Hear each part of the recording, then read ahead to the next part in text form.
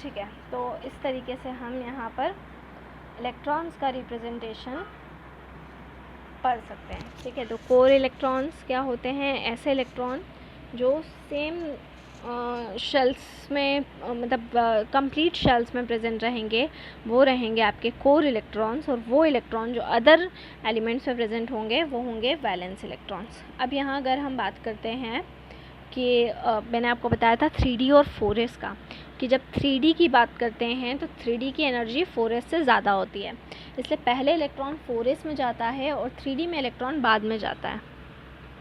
अगर हम स्कैंडियम की बात करें तो स्कैंडियम का एटॉमिक नंबर होता है 21। क्लियर? अब उसमें जो 3D ऑर्बिटल रहता है उसकी एनर्जी 4p ऑर्बिटल से कम होती है, इसलिए पहले कौन सा ऑर्बिटल फिलअप होगा? 3D ऑर्बिटल फिलअप होगा। क्लियर? अगर हम स्कैंडियम के बाद की बात करें, टाइटेनियम की, वेनेडियम की, क्रोमियम की, मैग्नीज की, आयरन की, कोबाल्ट की, निकिल, कॉपर, जिंक की, इन सब में 3D ऑर्बिटल्स फिल होंगे। रीज़न इज़ दैट कि 3D ऑर्बिटल की एनर्जी 4p से क्या है? कम है, तो 10 इलेक्ट्रॉन D में फिल होते हैं। तो 10 इलेक्ट्रॉन 1 by 1 करके हम क्या करते जाएंगे? बढ़ाते जाएंगे। क्लियर? अब सुनिएगा, यहाँ पर 2 एक्सेप्शन होते हैं इसी सीरीज़ में जब हम पढ़ते हैं। तो पहला एक्सेप्शन होता है कॉपर और दूसरा हमारा एक्सेप्शन आ जाता है क्रोमियम। क्रोमियम का अगर हम एटॉमिक नंबर देखें तो क्रोमियम का जो एटॉमिक नंबर होता है वो 24 होता है। अकॉर्डिंग टू 24 डी में 4 इलेक्ट्रॉन्स होना चाहिए, लेकिन यहाँ पर क्या होता है? यहाँ पर डी में 5 इलेक्ट्रॉन्स हो जाते हैं।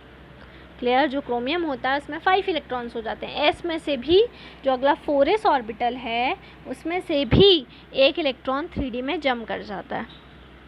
क्लियर? ऐसा ही कॉपर में होता है। कॉपर का 29 होना चाहिए, तो डी में 9 इलेक्ट्रॉन होना चाहिए। डी में कितने होना चाहिए? 9 होना चाहिए। तो यहाँ पर भी क्या होता है? यहाँ पर भी 4s से एक इलेक्ट्रॉन जम कर जाता है। ठीक है, क्लियर? रीज़न इज़ दैट कि मैंने आपको पहले ही बताया था कि फुल्ली फिल्ड ऑर्बिटल्स और हाफ फिल्ड ऑर्बिटल्स की एक्स्ट्रा स्टेबिलिटी होती है और उनकी एनर्जी बहुत कम हो जाती है।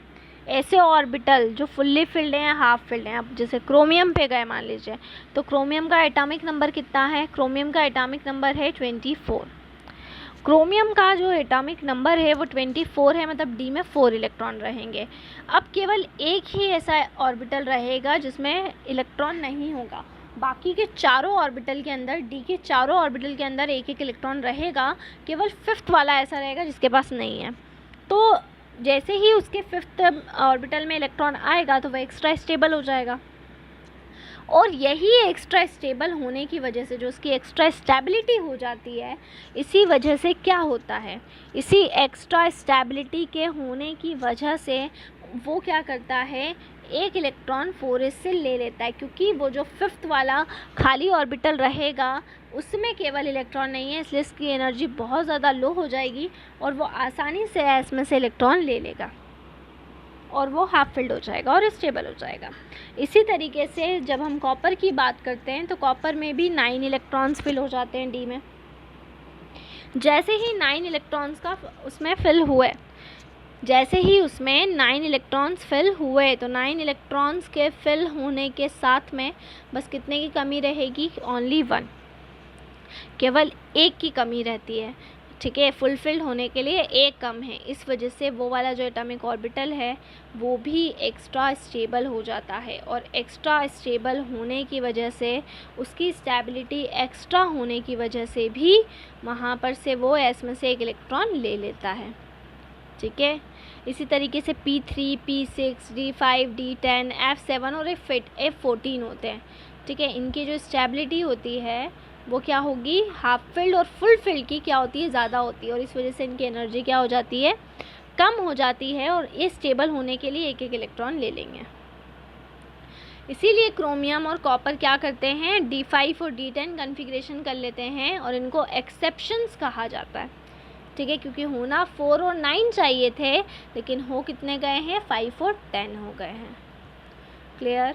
इसी तरीके से अगर हम देखते हैं कि 3D ऑर्बिटल्स का जो हम सैचुरेशन देखते हैं उसमें 4p ऑर्बिटल्स स्टार्ट होते हैं गैलियम से और कंप्लीट होते हैं क्रिप्टॉन पर। ऐसे ही नेक्स्ट जो 18 एलिमेंट होते हैं कहाँ से, रूबिडियम से कहाँ तक जाते हैं, ज़ीनॉन तक जाते हैं। अब ये जो पैटर्न होता है इलेक्ट्रॉन की फिलिंग का 5s में, 4d में, 5p में, ये सिमिलर होता है 4s, 3d और 4p के जैसा 4s, 3d और 4p में होता है वैसा ही होगा, ठीक है। ऐसा ही टर्न होगा 6s ऑर्बिटल, सेशियम में भी, बेरियम में भी, इनमें भी 1 और 2 इलेक्ट्रॉन्स रहते हैं, ठीक है। लेंथेनम में जो भी इलेक्ट्रॉन्स रहेंगे, लेंथेनम टू मर्क्यूरी, उसमें भी फिलिंग इसी तरीके से होगी, 4f में होगी और 5d में होगी, ठीक है, और 6p में होगी, आफ्टर दैट 7s में होगी, और फाइनली 5f और 6d में होगी, ठीक है। ऐसे ही यूरेनियम की बात करें तो शॉर्ट लिव्ड होते हैं, ठीक है, और ये आर्टिफिशियली प्रोड्यूस होते हैं, तो इनके जो इलेक्ट्रॉनिक कन्फिग्रेशन रहेंगे नॉन एलिमेंट्स के, उनको हम स्पेक्ट्रोस्कोपिक मेथड से निकालते हैं। इसको हम अगले पेज नंबर पर देखेंगे, ठीक है। अब यहाँ पर ये जो टेबल है इसको हम नेक्स्ट में स्टडी करेंगे कि इसकी यूटिलिटी क्या है। जो हम इलेक्ट्रॉनिक कन्फिग्रेशन देखते हैं इसकी यूटिलिटी क्या है, क्या इम्पोर्टेंस है इलेक्ट्रॉनिक कन्फिग्रेशन की, उसको हम स्टडी करेंगे। इसके साथ में हम टेबल भी देखेंगे कि उस पर्टिकुलर टेबल में जो भी इलेक्ट्रॉनिक कन्फिग्रेशन है उन सारे इलेक्ट्रॉनिक कन्फिग्रेशन को रिप्रेजेंट किया गया है। तो उस टेबल के साथ में हम यहाँ पर देखेंगे कि इलेक्ट्रॉनिक कन्फिग्रेशन की यूटिलिटी क्या होती है, इसकी क्या इम्पोर्टेंस है, जिसके लिए हम इलेक्ट्रॉनिक कन्फिग्रेशन को प्रिफ़र करते हैं या इलेक्ट्रॉनिक कन्फिग्रेशन का हम क्या करते हैं, यूज़ करते हैं। तो उसको हम नेक्स्ट में स्टडी करेंगे। सो इसी तरीके से जुड़े रहिए हमारे साथ में, और आप इस टाइम को यूटिलाइज़ करें, घर पर रहें, सुरक्षित रहें, ज़्यादा बाहर ना निकलें, बहुत ज़रूरी हो तो ही बाहर निकलें, ज़्यादा से ज़्यादा स्टडी करें, घर पर रहें, और प्लेलिस्ट में जाकर जो भी चैप्टर आपको स्टडी करना है उस चैप्टर का नाम डालें, तो उससे रिलेटेड जितने भी टॉपिक्स हैं अभी तक के सारे मिल जाएंगे। अभी हम यहाँ पर PDF के थ्रू थ्योरेटिकल पार्ट को कंप्लीट करें, जो भी हमारा थ्योरी वाला पार्ट है 11th का और 12th का, उसको हम कंप्लीट कर रहे हैं। और इसके बाद में इसके पहले हमने न्यूमेरिकल्स और जो दूसरे टॉपिक हैं वो ऑलरेडी कर लिए हैं, तो वो सब आपको वहाँ पर मिल जाएंगे।